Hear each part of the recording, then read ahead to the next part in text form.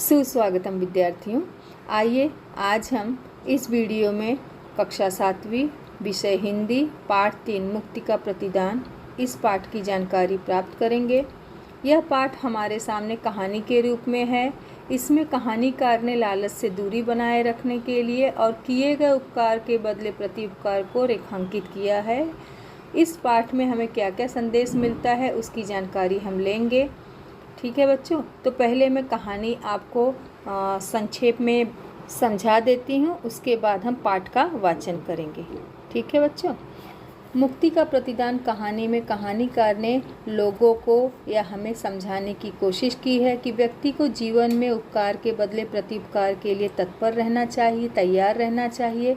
धन का लोभ मन में कभी नहीं आने देना चाहिए।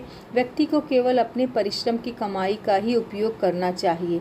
कहानीकार ने इस बात पर भी बल दिया है कि हमारा पर्यावरण प्रदूषण के कारण प्रदूषित होता जा रहा है। हमें चाहिए कि हम वृक्षों का संरक्षण करें और अधिक से अधिक वृक्षारोपण करें। और बच्चों, एक अधिकार के बारे में यहाँ पर इस पाठ में कहानी में बताया गया है कि स्वतंत्रता प्रत्येक व्यक्ति का अधिकार है। हमें लोगों के इस अधिकार की सुरक्षा करनी चाहिए। आइए बच्चों, कहानी को हम सारांश रूप में पहले समझते हैं। बहुत पहले की बात है। अचलपुर नामक एक गांव था। वहाँ के लोग बड़े ही सीधे साधे और ईमानदार थे। उनमें किसी भी प्रकार का कोई लालच नहीं था। जबकि धन दौलत सोना चांदी रुपए पैसे का तो महत्व तो हर युग में ही रहा है। आप लोग इसे अच्छी तरह जानते हो कि लोग इसे पाने या कमाने के लिए क्या क्या नहीं करते हैं। कोई तो इसे गैर तरीके से अपनाने की कोशिश करता है और कोई इसे मेहनत परिश्रम से अपनाने की कोशिश करता है या पाने की कोशिश करता है। उन्हीं दिनों उस गांव के दो व्यक्तियों को सोने से भरी मोहरों की थैली मिलती है और वो दो व्यक्ति किसी प्रकार की लालच न करते हुए उसे क्या करते हैं, दान में देने की कोशिश करते हैं। उससे छुटकारा पाना चाहते हैं।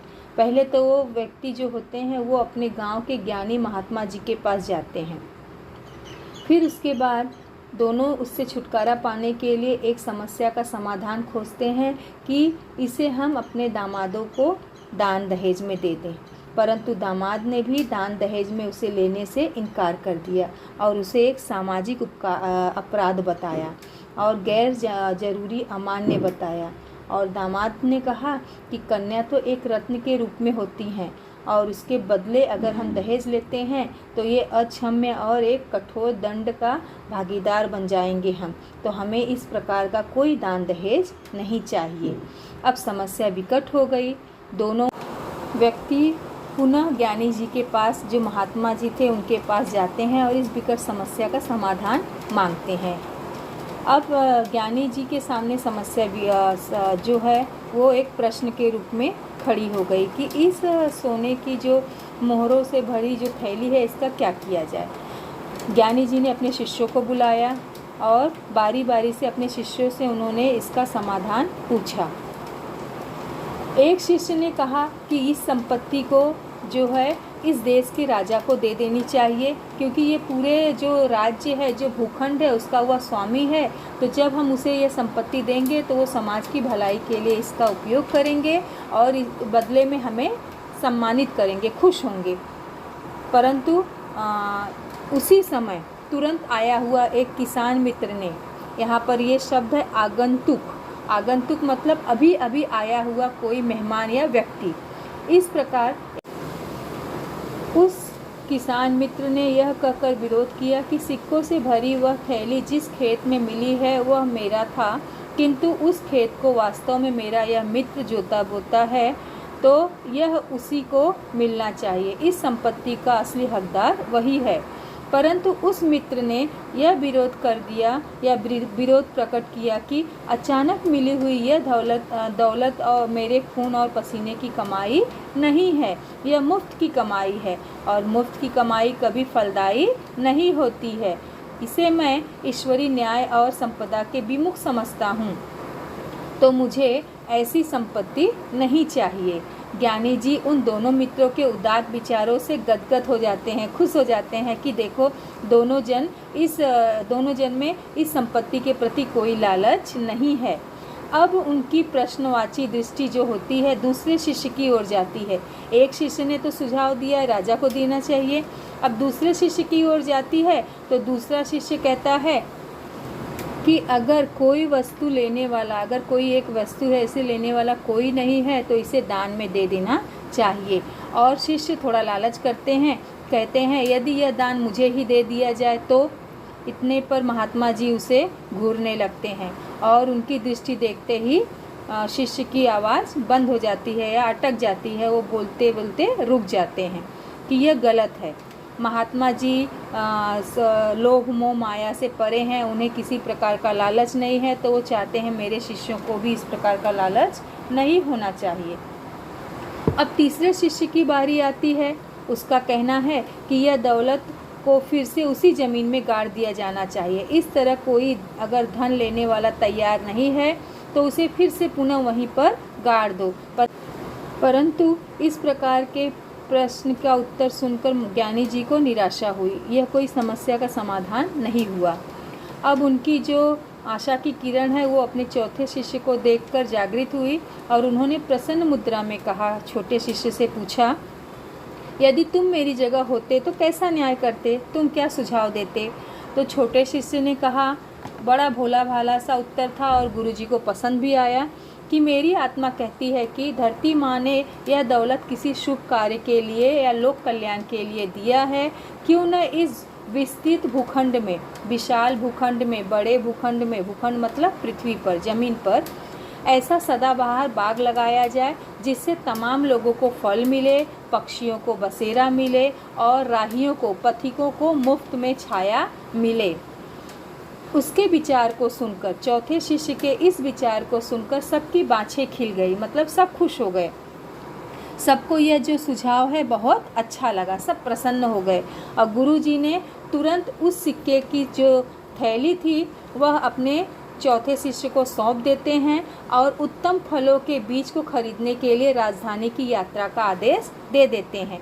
और शिष्य अपने गुरु के आदेश को मानते हुए यात्रा का श्री गणेश करते हैं। श्री गणेश करना मतलब यात्रा प्रारंभ करना, शुरू करना, कोई कार्य प्रारंभ करना, शुरुआत करना। वह लगातार चलता जाता है और मन ही मन सुंदर बाग की कल्पना करते हुए कई दिनों तक वह यात्रा करते हुए एक चौक बाजार में सर्वोत्तम बीजों की तलाश में घूम रहे थे। अचानक उन्हें ऊँटों का काफिला गुजरते हुए दिखाई दिया और उस एक ऊँट पर एक व्यक्ति सवार था। देखने पे वह मुखिया लग रहा था। उसके पास पिंजरे में बंद पक्षी थे। उनमें घोर करुण चित्कार उन घायल और मौत से जूझते, दम तोड़ते हुए पक्षियों का था, जिन्हें उस कारवां का मुखिया ऊँटों की पीठ पर जालों में फंसाकर खान साहब के महल की तरफ ले जा रहा था। मौत से डरे मरे मरे से पक्षी मुक्ति के लिए छटपटा रहे थे। उस उदार हृदय युवक से वह करुण क्रदन नहीं देखा गया जो पक्षी अपने आवाज़ों के द्वारा अपने दर्द को बता रहे थे। यहाँ पर मुखिया को उसने समझाया कि प्राणी मात्र पर दया करना सबसे बड़ा धर्म है। उसने यह भी बताया कि इन निरीह पक्षियों को स्वतंत्र करके पुण्य की कमाई कर लो, क्योंकि पुण्य ही सबसे बड़ा कर्म है। परंतु मुखिया ने शिष्य से कहा कि मैं इन पक्षियों को खान साहब को दूंगा तो वो इस चिड़ियों के बदले में या पक्षियों के बदले में मुझे 500 नगद स्वर्ण मुद्राएं देंगे। तुम्हारे पास क्या है जो मैं इन्हें छोड़ दूं तुम्हारे कहने पर, और तुम मुझे क्या दोगे? सभी प्राणियों का दर्द समझने वाला उस युवक ने सोने के जो सिक्के से भरी थैली थी, जो उसे महात्मा जी ने कहा था कि जाकर आप इसका बीज लेकर आओ और इससे वृक्षारोपण करो, इससे हम एक अच्छा बागीचा बनाएंगे। उस थैली को उसने क्या किया, उस मुखिया को, उस लालची मुखिया के आगे रख दिया, खोल दिया कि लो यह दौलत ले लो आप, और इसके बदले में आप इस सारे पक्षी को छोड़ दो। मुखिया बहुत बड़े खुशी से उस दौलत को ले लेता है और पक्षियों को मुक्त कर देता है, स्वतंत्र कर देता है, आज़ाद कर देता है। अब वह शिष्य मन मारकर अपने गुरु के पास लौट रहा होता है। उसे खुशी तो थी कि मैंने पक्षियों को मुक्त कराया, पर कहीं न कहीं उसे यह तकलीफ, दुख भी था कि उसने अपने महात्मा जी के कार्य को पूर्ण नहीं किया।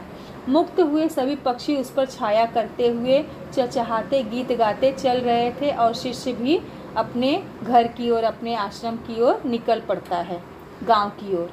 फिर भी उस शिष्य के पैर जो है यह सोच सोच कर मानो जड़ होते जा रहे हैं कि मैं अपने गुरु को क्या उत्तर दूंगा, क्या करने आया था और तैश में क्या कर बैठा। इसी सोच में वह अभागा मृत्यु की कामना करने लगता है कि हे भगवान, मुझे मृत्यु आ जाए, मैं मर जाऊं, क्योंकि मैंने अपने गुरु के आज्ञा का पालन नहीं किया। नींद में अचानक उसे नींद लग जाती है और थक हार कर वह सो जाता है। नींद में स्वप्न में पक्षियों की मुक्त चहचहाट के बीच उन पक्षियों की रंग बिरंगी रानी उसके सीने पर, किसके, शिष्य के, फुदक फुदक कर उसे जगा रही है। उठो भोले भाले होनहार दयालु साथी, अपने सभी दुख भूल जाओ। हम सभी आज़ाद पक्षियों ने मिलकर पहले ही तुम्हारे उस विशाल भूखंड में तरह तरह के फलों के बीज बो दिए हैं। आंखें खोलो और वहां जाकर देखो। पक्षियों ने क्या किया, उस शिष्य की मन की बात जान ली और उसने क्या किया, वहां पर फलों के बीज बो दिए पक्षियों ने। अब वह युवक जागकर उस मैदान की ओर दौड़ता है और उसके आगे पीछे और ऊपर तक न केवल पक्षियों की चहचहाहट थी, बल्कि वहाँ जाकर उसने देखा कि दुनिया भर के तमाम पक्षी अपनी चोंचों और पंजों से धरती को खोद रहे हैं और शिष्यों के साथ और भी कुछ शिष्य थे जिसके साथ वह बीज को बो रहे हैं, पौधे लगा रहे हैं।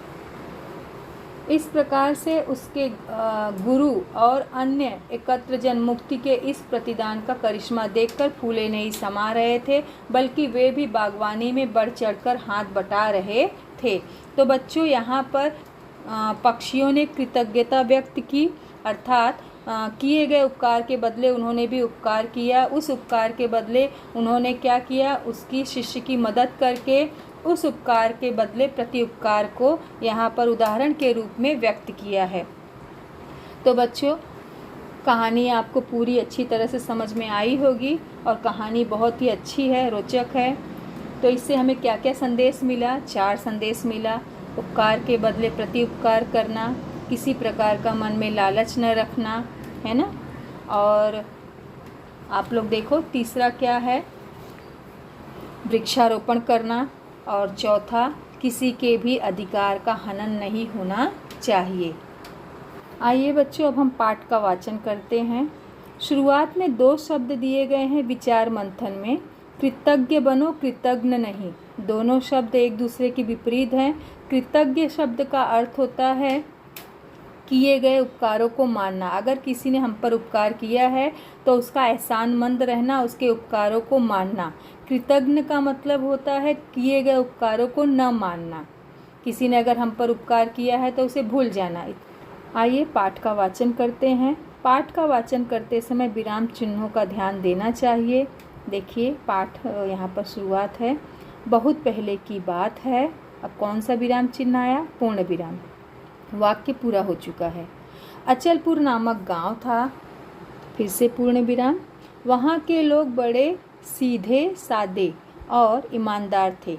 अब सीधे सादे के बीच में बच्चों देखिए एक चिन्ह आया है जिसे योजक चिन्ह भी कहते हैं और इसे विभाजक चिन्ह भी कहते हैं। उसके बाद उन्हें किसी बात का लालच नहीं था। धन दौलत के बाद देखिए बच्चों क्या आ गया? अल्प विराम, कॉमा, इंग्लिश में कहते हैं कॉमा। धन दौलत के बीच में पुनः योजक चिन्ह है। सोना चांदी रुपए पैसे का महत्व हर युग में ही रहा है। 2 शब्दों के बीच में देखिए बच्चों योजक चिन्ह है, विभाजक चिन्ह भी कह सकते हैं इसे। लोग इन्हें पाने और लूटने के लिए क्या क्या अत्याचार नहीं करते। देखिए प्रश्नवाचक चिन्ह हो गया, चिन्ह आ गया है प्रश्नवाचक चिन्ह, अर्थात जहाँ पर प्रश्न किया जाए। उन्हीं दिनों 2 व्यक्ति महात्मा ज्ञानी जी के पास सोने के सिक्कों से भरी एक थैली लेकर उपस्थित हुए। दोनों ही थैली से मुक्ति पाना चाहते थे। इस प्रकार बच्चों पाठ का वाचन करेंगे। अब हम आगे आते हैं पाठ के शब्दार्थ की ओर और पाठ में कुछ मुहावरे आए हैं उसकी ओर। देखिए बच्चों नए शब्द, प्रतिदान बदले में किया गया दान, महात्मा सज्जन, सत्पुरुष, चकाचौंध चमक धमक, अभागा बदनसीब, करिश्मा चमत्कार। इसी प्रकार मुहावरे देखिए बच्चों आप लोग यहाँ पर, गदगद होना, अत्यधिक खुश होना, बाछे खिलना, खूब प्रसन्न होना, श्री गणेश करना, प्रारंभ करना, आंखें फैल जाना, चकित होना, आश्चर्य में पड़ना, फूलाना समाना, बहुत खुश हो जाना, तैश में आना, जोश में या आवेश में आना, हाथ बटाना, सहयोग करना, मदद करना। पाठ यहीं पर समाप्त हुआ बच्चों। धन्यवाद।